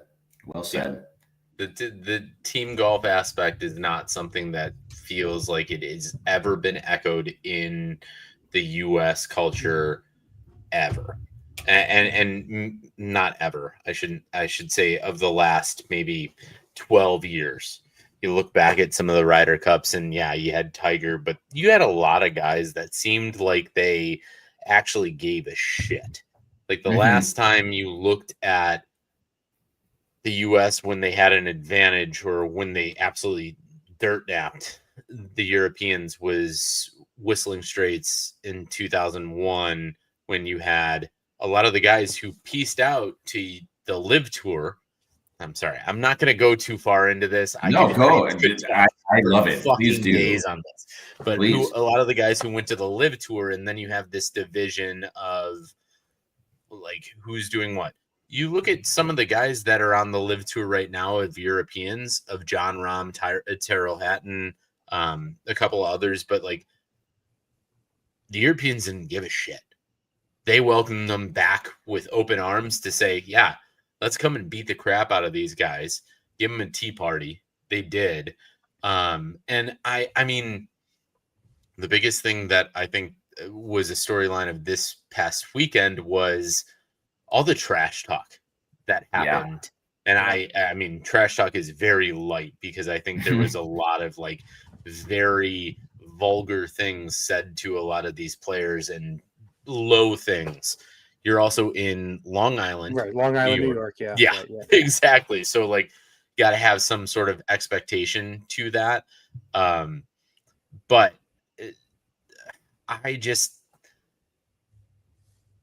the U.S. has always been in our minds, and what we've seen in the past, the U.S. has always been a very individualistic golfing team. Where do you show out? You show out in the singles. It doesn't matter in the foursomes or the four ball. So we saw a lot of that. And I didn't even think for a moment, yes, I came home and I turned it on for a second. I didn't even think for a moment there would ever be a chance that the U.S. would come back in the singles. And even when they were, it was just like, yeah, so what? They're going to lose. It's going to happen. And guess what? It happened. But one last thing about that I want to say really quick is just you mentioned the fans or the patrons. They were like definitely like very vulgar, very over the line a lot of times.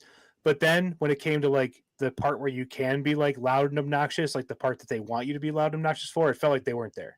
You know what I mean? Yeah. They were only there for like the very personal like jabs and they're walking up the fairways and stuff. It didn't feel like you watch the Ryder Cup specifically for that environment, right? Like that's a whole kind of, like country versus like US versus Europe is awesome, but like when it's in the US, like it's like this is going to be like a college basketball game. You know what I mean? Like that's kind of like the feel you get, all the chants and the stuff, but maybe it's a byproduct of the US being completely out of it from like the first second of the tournament, but it just felt like the crowd never really got into it. Well, did you guys see the clips of people trying to like teach the crowd's cheers? It was one of the most embarrassing sports. It was really embarrassing. If I was a European, like diehard, like go Europe, screw America, like sports fan, I would just be having that on loop for the rest of my life. Like if that happened to Europe during this, or like to put it more into perspective for me, if like I saw like a Packers fan, like if that happened at like a Packers game, I would never stop talking about it or watching it. It would be on loop all the time. You know what I mean? Like that's just but to have it happen, it's just humiliating. No, hey, I want you guys to we're gonna go stomp, stomp, clap. It's like, what the fuck is this, a preschool class? What the fuck is happening? Yeah. And it's like the whole point of that is for these things to happen organically. Like you go to Europe and it's like you just got drunk fucking people that are like, oi, and then it just happens, and then the chorus breaks out, and you're like, we're trying to overproduce like emotion. Get the fuck out of here! Like that's so embarrassing. And not in only the defense, that, though, when you're watching a soccer game for that long, all you can do is just figure out a way to pass the time and chant things because it's so fucking boring for that long. So there you go. You come up with that bullshit. Yeah, we gas up Europe enough. Go watch your fucking soccer, Europe. Get out of here. Yeah. Fuck Europe. But I was secretly, I just love that team. I think that they outclassed the U.S. so much, and exactly what the Ryder Cup is supposed to be about. And the team aspect of it, and in the U.S. And also, side note, I've been telling anyone who will listen, I can't fucking stand Ben Griffin and his little aviators, like the mini Phil Mickelson. I don't know why that bugs me so much. And I'm texting people. I'm talking to my daughters, like, why is that guy wearing aviators? Like, what? I can't understand you, but I'm literally anyone who will listen. So I'm gonna throw that out there in the wavelengths too. Yeah, just can't stand. Last. Yeah, no, for sure. This is the only tournament, what if you want to call it a tournament, competition in golf, period, that there is going to be two sides facing each other for a victory versus, everyone else has a field. You got a field of 164 players. And there's never going to be an opportunity that the fans are going to really heckle you and be against you. Mm-hmm. Like, technically, everybody can chant for you. So, like, get thicker skin. If somebody says, fuck you, Rory, or somebody says whatever, you got a small bleep or something like that. Like, so what? They are supposed to do that because they are against you. Just like any... Jay, I know we've been to several games before in our past. Nick, I'm sure we'll be at games in the future of hearing just random adult men scream at other adult men obscenities. Like, it gets worse. It's worse out there. So, like, just get thick skin. It's fine. Like, don't complain about it. Don't say, like, oh, man, they shouldn't be saying some certain things. Drunk people say things. It's going to happen. So just get some thick skin when there's two sides facing off against each other. That's what's going to happen. Yeah. Now, I mean, yes and no. Yes, I agree with your sentiment 100%. My rebuttal to that would only be yes. I agree with that, especially in Rory's case. And I love Rory, but like, dude, come on, you gotta. It's the Ryder Cup. Like, people are gonna hurl vicious insults at you whether you like it or not, and you kind of do have to just tune that out or play with it or whatever. I think this crowd was and maybe it's always been this way. I don't think that it has, but maybe it always has, and we're just able to see it in real time on social media and just replay it back. But you're crossing, you're throwing drinks at the players. You can't be doing that. And I do think that it still comes off, rightfully so, as a bad look for the New York and U.S. crowd, because there was some vulgarities and things that I do think that in a golf setting too kind of crossed the line in a pretty extreme way. But that doesn't nullify the fact that I do also agree with you, Drew. Rory specifically, you kind of have to have a little bit thicker skin, because that is part of the charm of the Ryder Cup is that like the U.S. team goes to Europe, like they're getting said some crazy fucking shit. Like some shit that's on a different level. Those European guys, when they're fucking getting hammered, they're gonna get you. So everyone's just got to have thick skin about it. But I also think that there's some inappropriate things being done physically and maybe even over the line, verbally to some in this instance. Yeah. So, but I'm glad, dude. That great discussion. I loved the Ryder Cup. Thanks for bringing that up, Drew. It gave me an opportunity to really be displeased with Ben Griffin. So that made me feel good. But anything else that you wanted to touch on before we go into the podium list? Good to go. Okay. Let's rock into the podium list. I'm going to try to get through a read without butchering it this time. And let you all know who the podium list is brought by. So, hey, BQ Army, are you looking for your next great place to enjoy a Bears game with great food, drinks, and people? Well, look no further than Chuck's Southern Comforts Buffet on Cass, just off of I-55 in Darien. Chuck's has great food and drink specials for every day of the week and for Bears games especially. You can find a link to those and their menu in our descriptions and bios on our socials. $3 PBRs, $5 Yingling pints, and more for their Sunday specials. With a wide open layout for bar patrons, including slots, seated dinner for guests, and even private event spaces, Chuck's has everything you need for your next outing. So get on down there and tell them that the BQ boys sent you, and maybe we'll even see you for a Bears game or two this year. All right. Hey, I didn't fuck that one up, so that's good. That was smooth. Awesome job. Thank you. I was in my head a little bit. Yeah, no, I'm back. Straight to it. Yes, sir. Let's do the podium list. I had my doubts about this one. I was thinking about this in the shower this morning. I was like, you know what? The Bears just came out of Vegas. What can I do that's kind of Vegas themed? I was like, casino games. I was like, I don't even know 9 casino games. I don't think that's going to do it. So I went back to the old well. You guys love your movies. I like movies. We're going to do a little tie-in to mafioso related movies. We'll be super loose with this one. Interpret it as you want. Nothing's going to be, rejected. If you put a Disney movie out there and you can tie it in, I'll allow it. But yeah, mob themed movies or TV shows on this week's podium list. We'll do gold, silver, bronze. We'll go Drew, Nick, Jay, Drew, Jay, Drew, Nick. Drew, why don't you start us off on the podium list? All right. Don't know how you can have a mob movie or mafioso movie without, it's got to be the one-on-one on everyone's list, but The Godfather. Not trying to get too into Godfather 1, 2, or 3. If you guys have that on your backup list, like take great, them all. Awesome. But you gotta have it. You gotta have Brando. You gotta have Pacino. Gotta have James Caan. Gotta have FFC.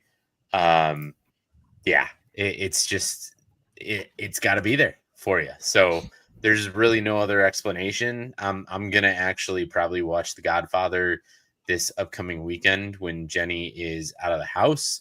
So just because you're bringing this up for me, Jay, and I'm feeling it. So yeah, Godfather. Yeah, I think that's pretty much an unarguable one of one. It would be weird if it wasn't. I feel. I actually just watched Godfather 1 and 2 with Margaret the last couple of weeks, and I think it took us 6 total days to get through both movies, but totally worth it. The greatest movies of all time, in my opinion. So yeah, you gotta love the pick. Strange Nick, point. How about Jenny's never watched it, so we have to. Yeah, I mean, I'll watch it myself once a year, but I got to get her on that train. So, I mean, that's literally, if we did best movies of all time, that's my one of one. So yeah. I mean, yeah, got you. Nick, how about you go next on the gold list? Yeah, this is unfolding exactly the way I wanted it to. Love The Godfather. I think that is definitely the consensus number one. I probably would have picked Godfather number one just because I feel like I would have been looked at weird if I didn't take Godfather number one, but I don't necessarily truly believe that. I love The Godfather, but I have a much more personal connection with the night with what I'm taking here. I'm taking The Sopranos. Yeah, baby. It was the first thing I thought of when you mentioned it. I love The Sopranos. I mean, Jay, we watched God, for original binge watching was Jamie had those DVDs, and we would just be up till 4:00 in the morning just watching The Sopranos at college. Love that show. We used to go to the local Greek restaurant in town late night, could smoke cigarettes in Milwaukee at the time, and we would just sit around a table acting like we were people in The Sopranos. Yep. Mainly Sil. A lot of Sil. Oh, yeah. Very, very bad, Tony. Very bad. That's it. So, yeah. It's much better than that at the Sills. But yeah, I mean, Jamie was Sil, yeah. There's no question that those are like that's the right 1 and 2, right? I mean, that's it. I think Sopranos actually has a good amount of reason why I only did 1 year at Marquette, because I just couldn't go to classes because we would never stop binging it. It was honestly like just a sleepover. You know, you had a slumber party watching Sopranos. It was great. I think I brought my bed into your guys' room sure a couple times, and we had like the actual literal slumber parties. We sure as hell did. Yeah. I love it. You can't argue that one. I knew that was what was going to happen. So I'm going true to my gut with my pick. I know I could probably take this one later, but it truly was one of the most impactful movies that I ever saw, because I saw it when I was very young. It was the first R-rated movie I'd ever seen. First taste of Robert De Niro, actually, in The Untouchables. The Al Capone, you had that whole thing. You had one of my, I think, most overrated actors of all time in, God, what's his name? I'm looking right at him on the screen, and I'm blanking.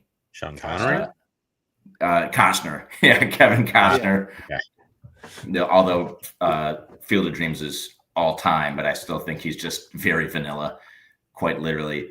But Untouchables is it for me. And so that's my gold pick. So we'll move on to the silvers there. Well, Costner, hold on. Don't skip over. Oh yeah, well, okay, yeah, that's fair. That's fair. The Costner might be one all-time like sports movie guys, but you can't throw Sean Connery off that movie with the Irish accent. Oh, yeah. Like, dude. Oh yeah.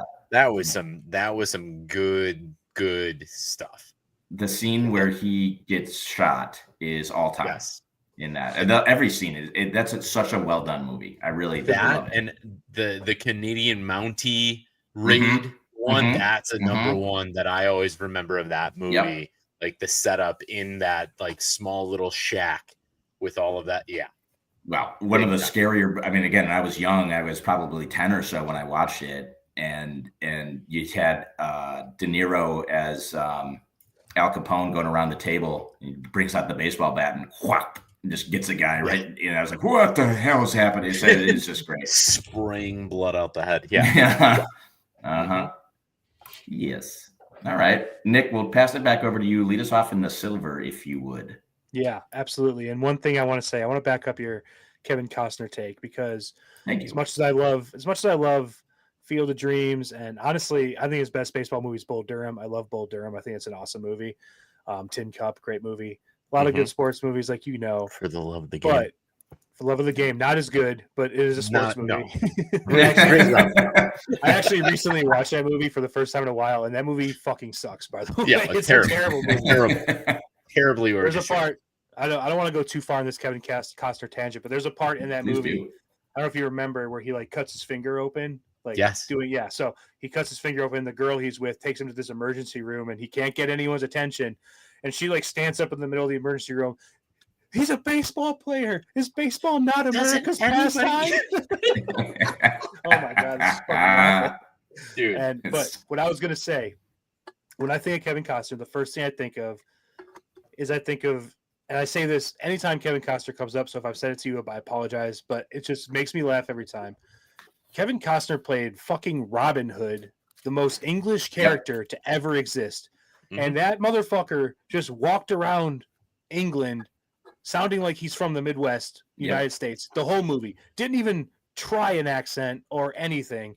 He just played it like he's from fucking Cedar Rapids, Iowa, the whole goddamn movie. And didn't even, this isn't just some guy. This is Robin Hood, like the most famous, besides Sherlock Holmes, the most famous English character of all time. And he's just like, yeah, I'm going to talk like I'm from the Midwest. So yeah, He Jay, overrated actor. He's incredibly overrated. He plays every role that he's ever been in. He is playing that part as Kevin Costner. He is not acting. He's just reading lines. He's just a handsome guy that likes sports. Yeah, you didn't cast Kevin Costner as the role. You casted the role as Kevin Costner. Yes, well said. Yeah, we're gonna do Robin Hood, but we're gonna make it seem like he's from fucking Wisconsin. So. Yeah. Sioux City, Iowa. Yeah. Anyway, okay, Kevin Costner rant officially over. Also, Draft Day, awful movie. But anyway, Kevin Costner rant. You love that movie, though, don't you? Are you a draft? No? Okay, wrong facts. Skip over that part. Okay. But to get us back on track here after this tangent that I took us on, so I'm steering the ship. I'm bringing us back, though. My silver pick for mob movies, I'm glad I was going to take this in the first as my second pick if The Sopranos is gone, just because anyway, I'm not going to preface it anymore. I'm going to take Goodfellas. I think that Goodfellas is, pretty universally like one of the top mob movies ever. I actually like all three of our gold picks more than Goodfellas. I'm not a huge Goodfellas guy, but I really like it. It's like, I just think that people kind of love it too much, but it is a very, very good movie. And I'm really happy to have it here in the silver. I think that's a perfect spot for it. Yeah, it's a pretty elite 1-2 punch you're coming out with, Sopranos and Goodfellas in best mob genres or movies, shows of all time. So can't knock that one. Yeah. I mean, if I was drafting without my heart, I probably would have put that because I feel like that's just so beloved. But I'm kind of with you. I like it, I love it, but not as much as others seem to. Does that make sense? Totally. I wasn't going to take it in the gold, but I feel like silver is an appropriate place for me to take it. That kind of justifies that, kind of like that's about where it is in my like pantheon of this stuff. So Goodfellas it is. For a so far list that we have, like of the movies, these are a every year watch. Yeah. Yep. So I'll take my second pick, my silver pick, and I'm going to take Casino. All right, and we're going to stick in that kind of Vegas theme. It is a great movie. I love it. That for me is a yearly watch too. And I'll keep it simple there. I love the damn movie. I think it's just really well told. It's a lot of fun, and it's got the Vegas connection too. So I feel it's appropriate in this to put it in the silver. I've never seen Casino. Oh, I know. Yeah. Crazy, wow. Right? It's just I'm not trying to not see it. Just that I don't know. I need to watch it. I know everybody loves it, and I think I would love it. I just haven't gotten around to it. Man, Joe Pesci's fantastic. I know. I'm gonna watch it. I'm gonna watch it this week sometime. I think I'll make time. It's like a non-connected cousin exactly to Godfather or Goodfellas. No, so yeah. Man, I know, crazy. But anyway, I think it's a great pick, though. I know people love it. So yeah, right on. Interesting. Right and on. Fits the vibe totally of what the Bears just had in Vegas. You guys are really I have some from the heart picks, but more than from the heart, I'm looking to capture more of the public and win the votes of all of them. I appreciate the transparency with everything there. So I have to, but I love this movie too. It was one of the first R-rated, like deeply violent R-rated movies that I saw and scared the shit out of me. The only thing when I hear the start of this, just the name of this movie, I think of a chainsaw being started up of a guy in the bathroom, and I'm going with Scarface. There you go. Because that is one of the most violent and just scary scenes that I've ever seen. But obviously, you've got Tony Montana with a fucking M16 and a grenade launcher at the end of the movie. Just one of the most all-time quotable movies that you could see for a mob movie. And yeah, just give me Scarface. Yep. Yeah, I mean, so many good quotes. I think everyone had the poster in college or in high school of Tony Montana, the Scarface thing. One of my favorite things to come out of that movie is a big Polish, heritage family guy. We always do the Punchki days in the Chicagoland area. If you don't know the Punchkis, it's the donuts with the powdered sugar on them. Every year I'll send my brother-in-law and family the picture of Tony Montana on a mountain of powdered sugar-filled donuts with just powdered sugar all over his face. And I love it. I don't know why, but it makes me laugh. I probably laugh more sending it than others do receiving it, but it'll never stop. It'll never stop. You gonna fuck me, Tony? You're gonna fuck me, Tony? Oh no. Yep. Great line. Weird line. Weird movie. But we'll rock and roll. Yeah. Yep. Okay. Great picks. I mean, that's hard to beat in those top six. Yeah. I gotta say. I think that's kind of chalk, right? I think that's kind of chalk there. I'll lead us out with bronze. A little bit of a deviation, but still one of my absolute favorite films. This is another one of my will watch every year's, by far my favorite Denzel movie. So I'm going to put American Gangster up there. I know that kind of deviates a little bit, but it's still mafioso stuff, gangsta stuff, definitely. And just beautiful, quotable. You block that shit. That's $20,000 alpaca. You block that shit. Mm-hmm. My favorite line. Denzel for the win for me. So I can't not think about the scene with Idris Elba now, where it's like, pay me my money. He takes his money and then just caps him straight in the middle of the street. Yeah, every time I see that, great freaking movie. And Undercover, Russell Crowe. Great. That was a movie I was very excited to see in theaters because that was shortly after like Gladiator and all those like good Russell Crowe movies. It was only a couple years later. So like Denzel and Russell Crowe in the same movie about like gangsters. Like we were in our Sopranos. I was like when we were in college, I'm like, this is perfect. And it delivered. It was a good movie. Mm-hmm. So who's next? Let me check notes. I think I got last. Yep. No, Drew, you're next. Oh yeah. All right, I'm sorry. I'm next. I can't go without a mob gangster movie and leave out this director of it. I have to go to a Guy Ritchie movie. Might be away from what you guys are thinking. You might be thinking Lock, Stock. You might be thinking Snatch. I'm going to go with a different one. And if you haven't seen this, it was one of my favorite movies through college to just watch and rewatch and watch over and over again. It's Rock and Rolla. As Gerard Butler in it, has Mark Strong in it.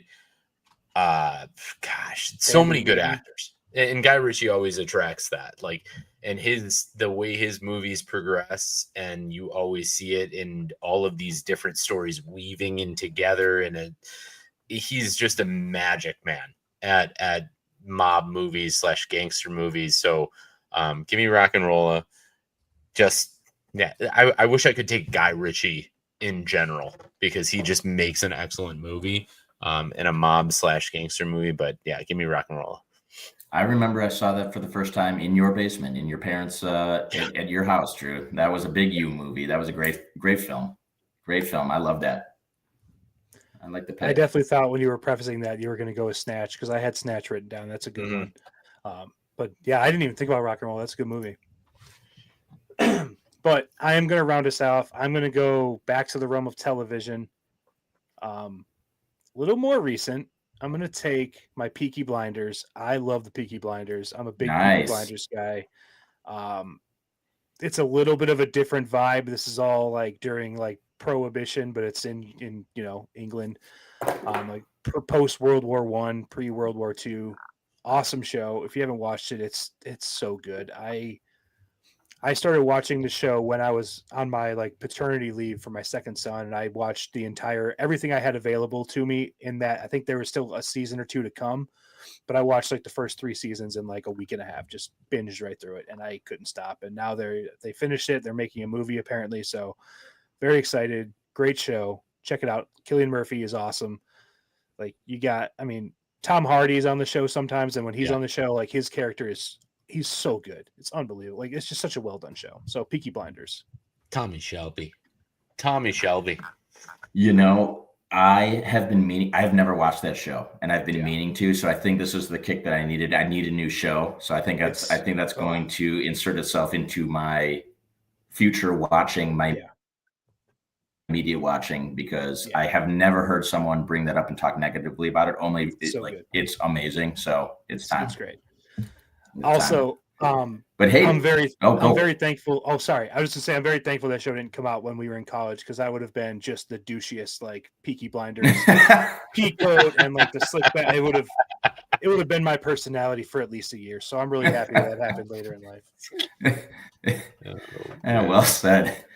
Well said. Well, we'll pump this out. We'll get the polls going. You guys that are listening, vote. And Drew's begging for your vote this week by manipulating his choices to try to predict what you like. So we'll get that out. We'll monitor that. We'll see who comes away victorious. But let's close this thing out. Let's go into our closing thoughts for the show. Round out the show. Nick, we'll start with you to give us your closing thoughts today. Yeah, I had mentioned this a couple episodes ago, but it's actually like happening this weekend. So I wanted to get out. I can't stop thinking about it. It's our 20th high school reunion. We're kicking off our 20th high school reunion this weekend with our homecoming football game, which is crazy. That 20 years has already come and gone. Jesus. I haven't played a football game in 20 years, which is crazy. I was telling my wife's, my father-in-law and his wife that we were doing that this weekend, and they were like, "Oh, you're going to your 10th reunion this year, 10th anniversary?" I'm like, "No, 20." And they they couldn't believe it's been 20 years since, because Kate went to the same high school as me and is the same class, so we're both the same age. So they were like, "I can't believe you guys have been out of high school for 20 years." And like, "Yeah, it's hard to believe, but yeah, 20 years, here we are." Jesus. So. Yeah, I don't know. We'll see how it goes, but should be fun though. That'll be fun. What do you guys got planned? Obviously, you got the homecoming game, but do you do like a big official party or anything like that? So we're gonna do this is just like the kickoff to our 20th year and reunion thing. There's gonna be apparently a big thing later in the spring, but we're doing this big tailgate. We have we booked the parking lot of this restaurant near the stadium, near the high school, and we're going to all go there and tailgate ahead of time and go to the game. And apparently there's a special section of the bleachers for us since we're alumni. I don't really know how it all works, but I'm just going where I'm told and doing what I'm told. So it'll be fun. My big debate right now is, do I go Letterman jacket or do I not go Letterman jacket? That's my question. Because it still fits kind of. So I think I'm going to bring it and kind of play it by ear. I think I'm going to bring it. I think you got to do it. Drew doesn't like it. He's not so sure, but I'm team go with the Letterman jacket. Show the young bucks, what the legacy looks like. That's right. The funny thing about my Letterman jacket, I got it for Christmas freshman year of high school, and my mom put football and baseball on the back. I only played baseball for my high school for freshman year, so I never played varsity baseball, but it's football and baseball on the back of my jacket. So, hey. Get the street cred, right? Get some cred. Wow. No one will know, except for everyone that you're at the 20th reunion with. Yeah, exactly. Yeah. Maybe I shouldn't have said that out loud. I was a star of that baseball team, I tell you. Yeah, best hands in the dorm. Well, yeah. All right, Drew, you wanna round us out with your closing thoughts? I'm going to stick basic here. We are getting ever closer to moving into this new house. All I can stress to everybody out there is keep your life minimal with possessions, because I cannot stand the amount of things that I have to go through right now. I am throwing away things that I might have purchased when I was 25 to be like, oh, this is a good thought. No, fuck. It's gone. So keep your life minimal. It makes everything easier down the road. And yes, we're looking forward to being in a new space here pretty soon, and we'll see everybody there in the shows in the future. Yeah, that's awesome. I can't stress that enough. Just a couple life-changing things here in the next month for you, I think, right? Yeah. You got a move out date and a due date. Holy shit. Let's go. That's right. Well, I want to take time on my closing thoughts to tell you guys about probably the weirdest thing that's happened to me in a very long time. And it is just a bizarre way to start the day. So Georgia and Tessa had a dentist appointment today at 11. And so I'm getting the kids ready in the morning, and I get a phone call from the dentist that says, hey, the dentist is sick. We're going to need to reschedule this appointment for you.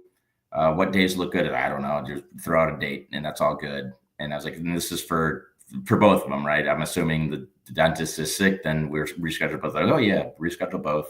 It's like, and what's the name of your other daughter? I was like, well, Tessa. Weird that you did, but whatever. So 11 o'clock rolls around, and I get a call from the dentist that says, hey, we're waiting for Georgia and Tessa here for your appointment. And I was like, oh, that's, and actually I missed the call. Margaret, they called Margaret, and they called me first, and they called Margaret, and she comes down and it's like, hey, the dentist, they said, we're late for the appointment. Are we still coming? I was like, that's weird. They called me earlier and said that they didn't have an appointment. So long story short, whoever called me in the morning, they're convinced that no one actually called. They're like, what time did you get the call? I was like 7:45. They're like, we don't even have anyone that would be calling about that. So I have no idea what the fuck is happening. I'm like, what the fuck is happening? And they're like, show us the number that you called from, blah, blah, blah, all this stuff. So we're trying to figure this out. But what freaked me out the most is when I was on my fishing trip, the charter captain that we had on our fishing trip was like, yeah, have you guys been hearing about any of these scams where people just call you and they'll like harvest your voice, and then they'll be able to put in like some AI scams of, hey, you owe me money. They'll call your parents, your grandparents, or other folk, your wife. And I was like, is that what just fucking happened? So I'm a little bit on edge about that. It was the weirdest thing. And so me and Margaret and the dentist are trying to figure out where this number came from, because they're like freaking out too. Like, did someone hack our file? Like, how would they have known that you had an appointment at that time for your daughter? So it's kind of, it's very unsettling. I will say that, but it's just fucking weird. So I wanted to share that out there. Because I know these scams. I don't know if that it is one of those scams. I don't know. Hopefully we get called the next morning and it's like, hey, we had someone was hitting the bottle early and was pranking everyone in our thing. But we're gonna keep an eye on that because it's fucking weird. So it's a weird way to end the show. It's a weird story, but like I just wanted to get that out there because I've never even heard of that, and it was just kind of creepy to say the least. So. We'll see what happens. Hopefully my social security is not hacked. Did I give out any like important information? I didn't, I was like, I don't know what the point of that could have possibly been, but I'll keep you posted. It's a little weird story to end the night on, but yeah, it happens. Be safe. And if anything, go see people in person. Don't ever give information via email, phone anymore. I was gonna say that I think that's the last time I pick up a call, because I do that all the time, and Margaret always gives me shit. She's like, why are you just answering phone calls from random numbers? Like, well, that's probably how I got on the list in the first place or something. But like, those weird numbers you don't know, I'm gonna let them go to voicemail for now on, I think. But that's a weird way to end the show. So apologies, but I needed to get that off my chest. So thank you for listening to that. And thanks for the listeners out there that are sticking with this and listening to our thoughts on a bi-weekly basis. But, that'll do it for us here at the Barely Qualified podcast. For Drew Bailey and Nick Lavris, I'm Jason Maxwell, and we'll catch you on the flip side. Thank you for listening to the Barely Qualified podcast. Like, comment, subscribe for more on a bi-weekly basis.